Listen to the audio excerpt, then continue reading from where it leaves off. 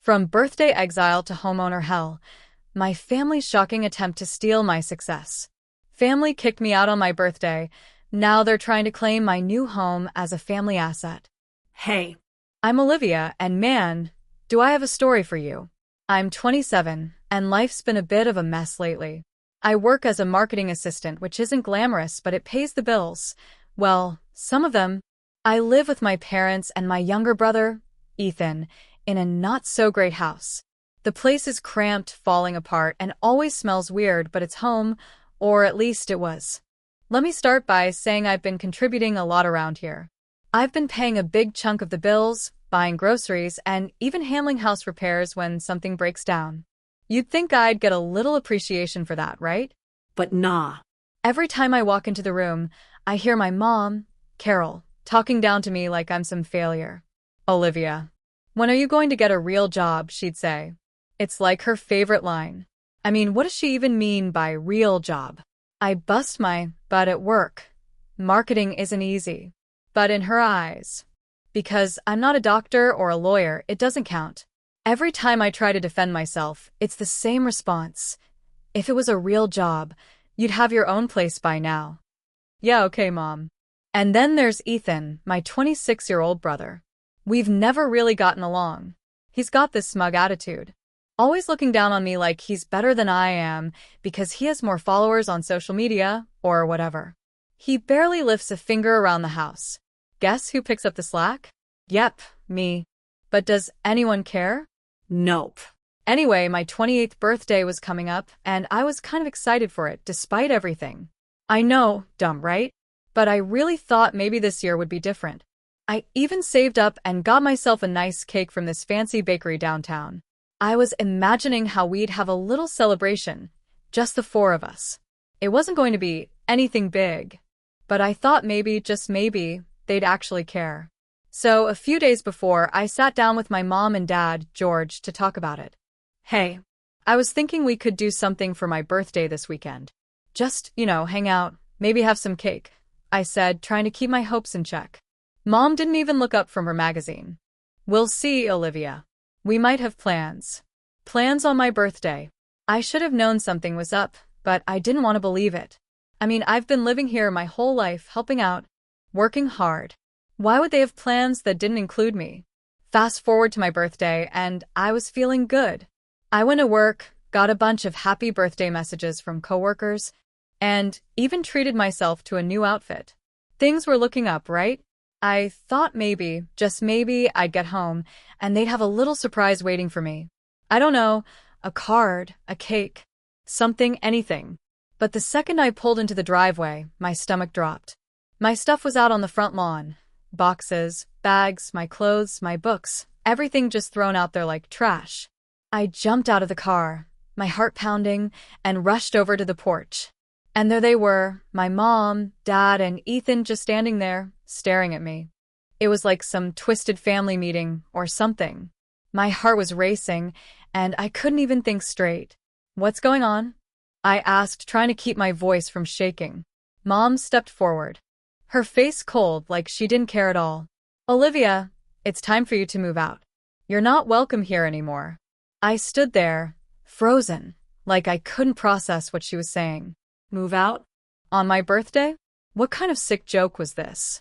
I looked at Dad, hoping he'd step in, say something, tell me this was all a misunderstanding. But no, he just stared at the ground, his hands stuffed in his pockets, like he couldn't even look at me. I felt this rush of anger and confusion. But it's my birthday. Where am I supposed to go? My voice cracked, and I hated how desperate I sounded. That's when Ethan chimed in, his smirk making me want to scream. Maybe you should have thought about that before being such a burden all these years. A burden? I was the one paying the bills, buying food, keeping this crappy house from falling apart. How was I the burden? I looked at my mom, hoping, begging for some kind of explanation. Something that made sense. It wasn't enough, she said, her voice sharp like a slap. We need the space, and frankly, you need to grow up. That was it. No empathy, no second chances. Just cold indifference. Tears welled up in my eyes, but I refused to let them see me break down. Can I at least get my things? I asked, my voice barely above a whisper. They're all packed, my mom replied, gesturing to the boxes on the lawn like it was no big deal. You should go now. That was it. Happy birthday to me, right? I started loading the boxes into my car, my hands shaking. It felt surreal, like I was living someone else's nightmare. I wanted to scream, to cry, to ask them how they could be so heartless, but I didn't. I just kept moving one box after another, trying to hold myself together. As I finished packing up the last of my things, I turned to look at them one last time, hoping, no praying, that they'd change their minds, that they'd realize how messed up this was. Why today? Why on my birthday? I asked, barely able to get the words out. Mom didn't even blink. Consider it our gift to you. Independence. And just like that, I was gone. On what should have been a day of celebration, I found myself driving away from the only home I'd ever known, with no idea where I was headed. I ended up at some cheap motel, the kind with a flickering neon sign out front, spending my birthday alone, surrounded by my hastily packed belongings. I sat there, staring at the ceiling, wondering how the people who were supposed to love me could be so cruel. How could they do this to me, their own daughter, on my birthday? That night, I made a promise to myself. I would never rely on them again. I would pick myself up, no matter how hard it got, because clearly, I was on my own now. After that whole birthday fiasco, I felt like I'd been hit by a truck. It wasn't just about getting kicked out, though yeah, that sucked. It was realizing that the people I thought were supposed to have my back just didn't care.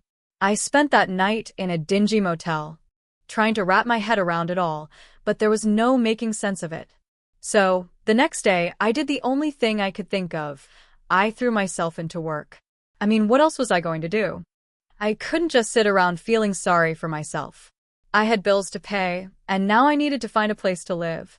My boss, Sarah, noticed pretty quickly that something was off. I was at the office at all hours, hunched over my laptop, answering emails like a robot. She's sharp, and it didn't take long for her to pull me aside. It was late, and the office was practically empty when she found me at my desk. "Olivia, can we talk?" she asked, leaning on the edge of my cubicle. I looked up, and I must have looked like a mess because she gave me this concerned look. "You're going to work yourself into the ground at this rate. What's going on?" I didn't want to get into it, but the second she asked, it all just came out. I told her everything. How my family kicked me out, how I was staying in this horrible motel with my stuff still in boxes. As I talked, Sarah's expression softened. She didn't say anything at first, just listened, which was more than my family ever did. When I finished, she let out a sigh and said, "Why didn't you tell me sooner?" I shrugged, feeling embarrassed. I mean, she's my boss, not my therapist. But she didn't seem to mind. "Look, Olivia, I have a spare room in my place. It's not much, but you're welcome to stay there until you figure things out." I couldn't believe it. I didn't even know how to respond at first. "Are you serious?" I asked, half expecting her to change her mind or something. But she smiled and nodded. "Of course. I know what it's like to be in a tough spot. Don't worry about it." I was so relieved I almost started crying again, but I managed to hold it together. "Thank you," I whispered. "I don't know how to repay you." She waved me off. "Don't even mention it. You've been killing it at work, and I'd hate to see you burn out. Just promise me you'll take care of yourself." And just like that, I had a place to stay. It wasn't home, but it was something. I packed up my stuff from the motel and moved into Sarah's guest room the next day. It was a little small, but it was clean, warm, and quiet, which was all I needed at that point. The first night there, I sat on the bed just trying to process everything. I felt a little better, but there was still this hole in my chest, like everything I thought I knew had been ripped away. But I didn't let myself wallow for too long. I threw myself into work, even harder if that's possible.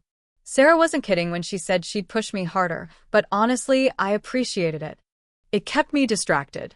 I took on more freelance gigs, too. I figured the more money I could save, the faster I could get out on my own. It wasn't easy, though. There were nights where I stayed up until 3 a.m., just staring at my computer, trying to crank out designs while my mind kept drifting back to my family. I kept thinking maybe they'd call. Maybe they'd apologize. Maybe they'd realize they messed up. But no, nothing. Radio silence. During all this, my best friend, Leo, was a godsend. We've been friends since college. And even though we weren't living in the same city anymore, we'd always stayed close. I told him what happened, and he was furious. "I can't believe they'd do that to you," he said during one of our calls. "You deserve better." He wasn't wrong, but it still stung. "Yeah, well, it is what it is," I muttered. "I just got to keep moving forward." Leo, being the joker he is, tried to lighten the mood. "You know what would really piss them off?" he said with a laugh. "You becoming wildly successful and rubbing it in their faces." I laughed. But the idea stuck with me. Not that I wanted revenge or anything, okay, maybe a little, but mostly I just wanted to prove to myself that I didn't need them. I could make it on my own.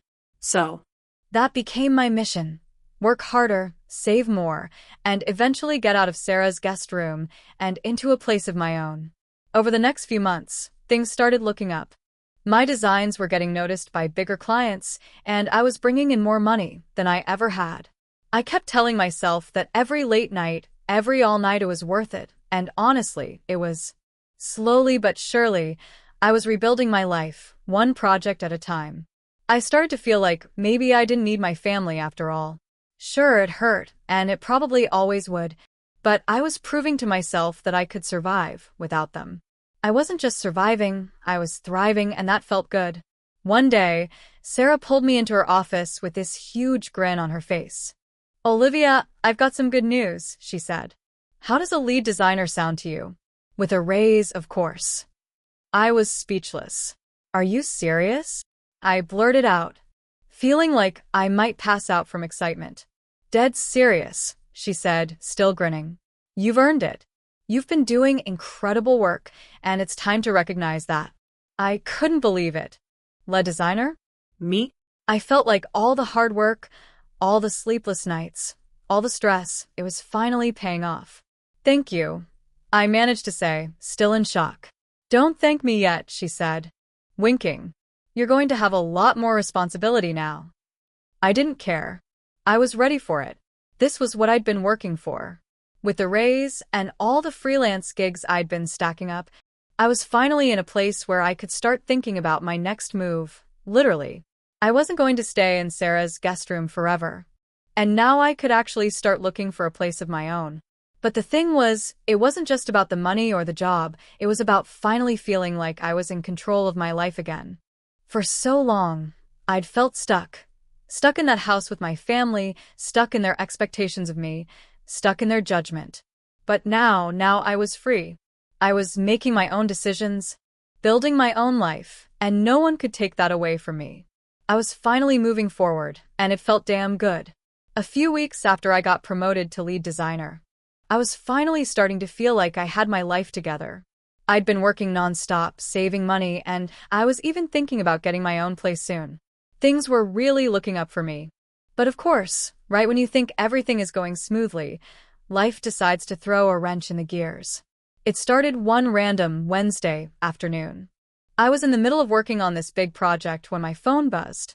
I didn't think much of it, just figured it was an email or something, but when I glanced at the screen, I saw the name I least expected. Ethan, my brother, the last person I wanted to hear from. For a second, I just stared at the phone. Part of me didn't want to answer it. I hadn't heard from Ethan or my parents since they kicked me out on my birthday, and honestly, I didn't miss them. But curiosity got the better of me, and I picked up. "Hey," I said, trying to keep my voice neutral. "Olivia, it's me, Ethan," he replied, his voice quieter than usual. It wasn't his usual cocky tone, which threw me off. "I know it's you," I said, a little annoyed. "What do you want?" There was this long pause on the other end, and for a moment I thought he'd hung up, but then he spoke again, and I could hear the hesitation in his voice. I need help." I raised an eyebrow, not believing what I was hearing. Ethan needing help from me? The same brother who stood there and watched while my stuff was thrown out onto the front lawn? Yeah, right. "I don't know what to tell you," I replied, already feeling the anger bubbling up inside me. "You made it pretty clear I'm not part of the family anymore." He let out a sigh. "Look, I know things have been rough, but this isn't about that. It's about Dad." He lost his job and mom's spending is out of control. I can't afford school anymore. There it was. The real reason for the call. It wasn't about me or making amends or even caring about what happened. It was about money. It was always about money. I bit my lip, fighting back the wave of emotions that hit me.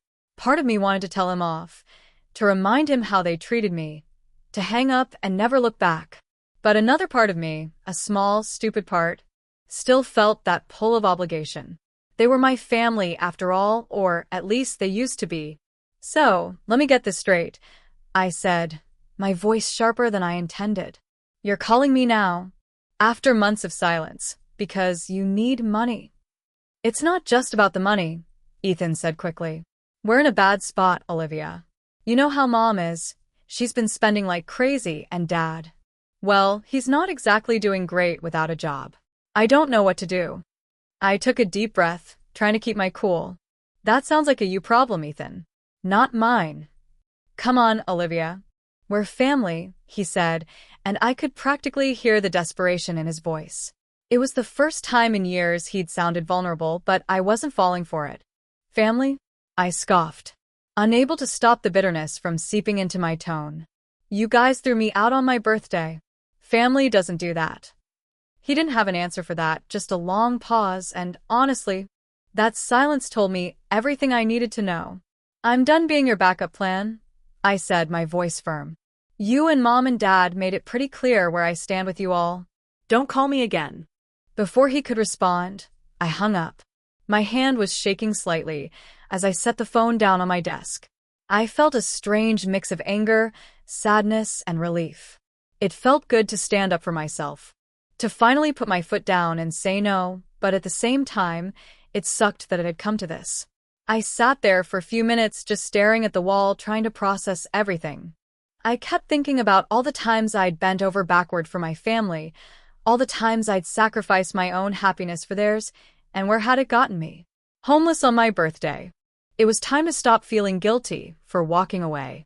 They made their choice, and I had made mine. After that call, I threw myself back into work. I didn't want to dwell on it too long because I knew it would just drag me down. So I focused on the project I was working on, trying to push the thoughts of Ethan and my parents to the back of my mind. But the thing is, once those thoughts creep in, they're hard to get rid of. That night, as I lay in bed, I kept replaying the conversation over and over in my head. I kept thinking about what I could have said, what I should have said. I wanted to believe that maybe, deep down, they were sorry. But I knew better. They weren't calling because they missed me or because they regretted what they did. They were calling because they needed something from me. And I wasn't about to let them use me again. The next morning, I woke up feeling more determined than ever. It was time to focus on me, on building my life, my career, and my future. I couldn't keep looking back, couldn't keep wondering if things could have been different. They weren't, and that was just the reality of it. From that day forward, I made a promise to myself.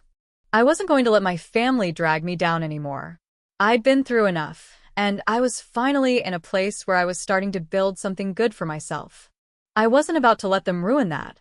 Sure, part of me still felt guilty for cutting them off, for not helping when they were clearly in a tough spot, but then I reminded myself. Where were they when I was struggling? Where were they when I needed help? Yeah, I didn't owe them anything. So I kept going. I worked hard, saved my money, and kept my focus on the future. And every time I started to feel that old guilt creeping in, I reminded myself of that phone call. They made their bed, and now they had to lie in it. I wasn't going to be their safety net anymore. And honestly, it felt good to finally be free. I finally saved up enough to buy a really nice apartment, and it's honestly the best thing that's happened to me. I was in the middle of a project, knee-deep in designs and completely focused, when the doorbell rang. At first, I thought it might be a package or something. I'd been ordering a bunch of stuff for work, so I didn't think twice about it.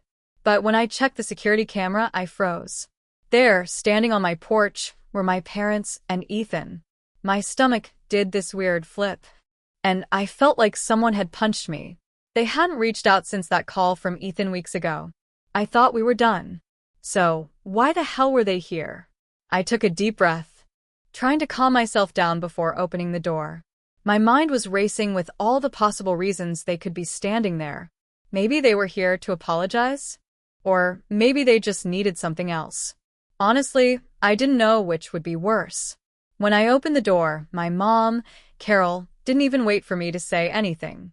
She pushed past me like she owned the place, her eyes scanning my living room like she was appraising it. "Wow, Olivia, you've really done well for yourself," she said, this weird smile on her face. The kind that wasn't really a smile at all. I just stood there, stunned.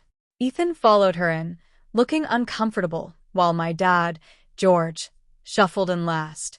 His hands stuffed in his pockets like he had no idea what to do with himself. "What are you guys doing here?" I asked, trying to keep my voice steady. My heart was pounding, and I could feel this tension building up inside me. I knew this wasn't going to be a good conversation, but I was hoping maybe, just maybe, I was wrong. Mom turned around, that fake smile still plastered on her face. "We're here to talk about living arrangements." I blinked, confused. "What?" Dad cleared his throat, and for the first time since they had arrived, he spoke. "We think it's time for the family to be back together." I almost laughed. It was so absurd, so ridiculous, that for a second I thought they were joking. "You're joking, right?" I asked, my voice dripping with disbelief. Mom's smile faded, and she crossed her arms, looking at me like I was the one being unreasonable. "No, Olivia. We've talked it over. And we think it's time we all live together again, as a family." I stared at her, speechless. This had to be some kind of prank. After everything that's happened, after you kicked me out on my birthday, and now you want to move in with me? Ethan, who had been silent until now, chimed in with his usual smug tone. "Come on, Olivia. Don't be so dramatic. That's all in the past."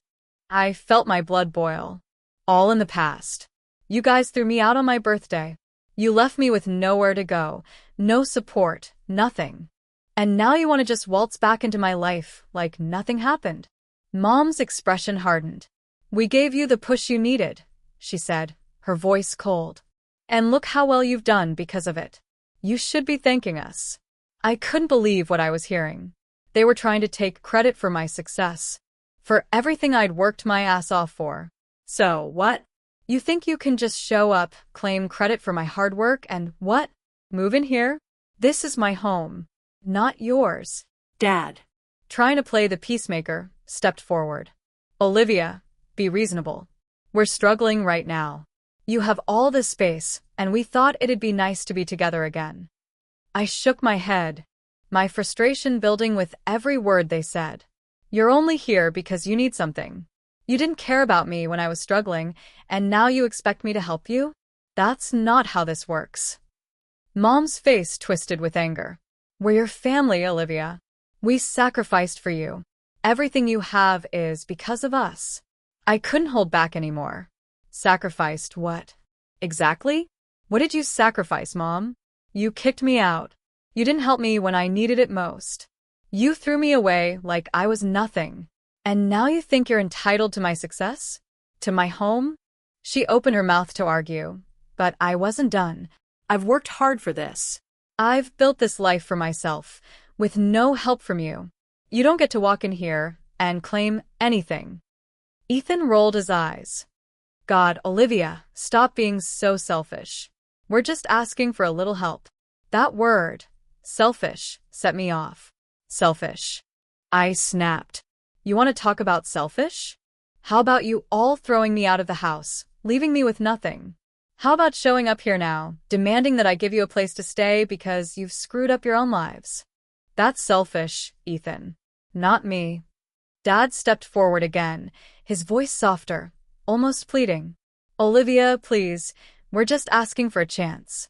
I took a deep breath, trying to calm the storm raging inside me. "No. You don't get to do this. You don't get to use me anymore." Mom's eyes narrowed. "Fine. "If you want to be difficult, we'll take legal action. We have rights, you know." I couldn't believe what I was hearing. Legal action? On what grounds? "We'll find something," she said, her voice dripping with venom. "Don't push me, Olivia." I let out a bitter laugh. Go ahead. Try. But let me tell you something. This is my house, and you have no right to it. You're not moving in. Not now. Not ever. They didn't say anything for a moment. I could see the anger and frustration building in their faces, but I didn't care. I wasn't backing down. Finally, I walked over to the front door and opened it wide. Get out, I said, my voice steady now. They hesitated for a moment, but I stood firm, waiting for them to leave. Mom huffed, shooting me a look full of hatred before marching out. Dad followed her, looking like he wanted to say something, but he didn't. And then Ethan, who just shook his head in disbelief, walked out without another word. As soon as they were gone, I closed the door and leaned against it, taking a deep breath. My heart was still racing, and my hands were shaking, but I felt this weird sense of relief, like a weight had been lifted off my shoulders. I wasn't going to let them take advantage of me anymore. Not now. Not ever. After I kicked my family out of my house, things got quiet again. I'm not going to lie, it was a relief. For the first time in a long time, I felt like I had control over my own life. Like I wasn't constantly waiting for the other shoe to drop. But deep down, I knew that wasn't the end of it. My mom had thrown out that threat about legal action. And even though I didn't think she had anything to stand on, I couldn't shake the feeling that they weren't done trying to weasel their way back into my life. A few days later, I got a call from Leo. He's one of my closest friends, and lucky for me, he's also a lawyer. I had mentioned the whole situation to him in passing, but I hadn't gone into all the details. Now that my family had crossed the line, I figured it was time to get some real advice. Hey, Olivia, Leo said when I answered. You free to talk? I've been thinking about your situation. Yeah, sure, I replied, suddenly feeling a bit anxious. What's up? I've been looking into your parents' situation a bit more, he said, his tone getting more serious. I know you mentioned that they've been struggling financially, and you're worried they might try something shady. Well, I did some digging, and it turns out they're in deeper trouble than you thought. My heart sank. I didn't want to hear this, but I knew I needed to. What do you mean? I asked. There's a history of financial issues. Olivia. Tax problems, debt. It's not just that your dad lost his job and your mom's been overspending. They've been digging themselves into a hole for years. And now that you've made it clear they can't rely on you, they're getting desperate. I sat there, processing what Leo was saying. My mind flashed back to my mom's smug threats. Her talking about legal action, her entitlement to what I'd worked for. It made sense now. This wasn't just about needing help. They were trying to find a way out of their own mess. And they saw me as their way out. So, what do? I asked, feeling the familiar weight of stress settling on my shoulders. Leo was quiet for a second before answering. Well, first off, you need to protect yourself. They might not have much of a case to try and take anything from you, but people do stupid things when they're desperate. We should file for a restraining order to make sure they can't harass you anymore. You've got enough evidence of their behavior. Those threats, them showing up at your house. It's time to take some legal steps. A restraining order? That sounded extreme, but at the same time, I knew it was the right move. My family had already shown they didn't respect my boundaries. And if they were desperate enough to keep pushing, I needed to protect myself. I'll do it, I said, feeling a sense of resolve. Let's file the restraining order. Leo talked me through the process. And within a few days, we had everything in motion. It wasn't just about stopping them from coming to my house. It was about finally drawing the line. I wasn't going to let them drag me into their mess. I had worked too hard to get to where I was, and I wasn't about to let their issues derail my progress. As all of this was happening, I noticed something strange. I started getting weird messages from mutual acquaintances, people who knew my family but hadn't been in touch for a while. They were vague at first, but then it became clear. My parents were spreading lies about me. Apparently, I had abandoned them when they needed me most. I was selfish and ungrateful for not helping out after everything they'd done for me. It was laughable, really. The same people who kicked me out on my birthday were now trying to play the victim card. I couldn't believe it, but at the same time, it pissed me off. I had worked so hard to rebuild my life. And now they were trying to tear it down by turning people against me. I called Leo again, letting him know about the rumors. What should I do? I asked, frustration clear in my voice. Honestly, don't engage with it, he said. These people don't know the full story, and your parents are banking on the fact that you'll get defensive and try to explain yourself. Don't give them that satisfaction. We'll handle this in court if it gets that far, and trust me, you've got nothing to worry about. It wasn't easy taking Leo's advice. My first instinct was to blast the truth to anyone who would listen, to tell them how my family had treated me and why I had every right to cut them off. But the more I thought about it, the more I realized Leo was right. I didn't owe anyone an explanation. I knew the truth, and that was enough. Weeks passed, and the legal proceedings moved forward. Leo was a beast in the courtroom, and when the restraining order was finalized, I felt this huge weight lift off my shoulders. My family couldn't come near me, and if they tried to pull any more stunts, they'd be in serious legal trouble. But that wasn't the end of their problems. Remember those financial issues Leo had mentioned? Well, it turns out they were worse than we thought. After some more digging, Leo found out that my parents had been dodging taxes for years. They'd been hiding money, falsifying documents, and now the IRS was on their tail. It was almost poetic, watching the mess they had made for themselves unravel right in front of them. As much as I wanted to feel bad for them, I couldn't. They had brought this on themselves. They had made their choices. And now they had to deal with the consequences. I wasn't going to be their savior anymore. One day, after everything had settled down, I sat in my living room, staring out the window and thinking about everything that had happened. It was strange feeling this sense of closure. I had spent so long feeling trapped by my family's expectations, by their manipulation and guilt trips, and now, for the first time, I felt free. Leo called later that night to check in. "How are you holding up?" he asked. "I'm good," I said, and for the first time I actually meant it. "It's been a crazy ride, but I'm good." "You did the right thing, Olivia," Leo said. "They made their choices, and you made yours. Don't let them make you feel guilty for protecting yourself." I smiled to myself. He was right. I had stood up for myself, and I wasn't going to feel guilty for it. For too long. I had let my family control how I felt, how I acted, and now I was finally in control of my own life. And that felt damn good.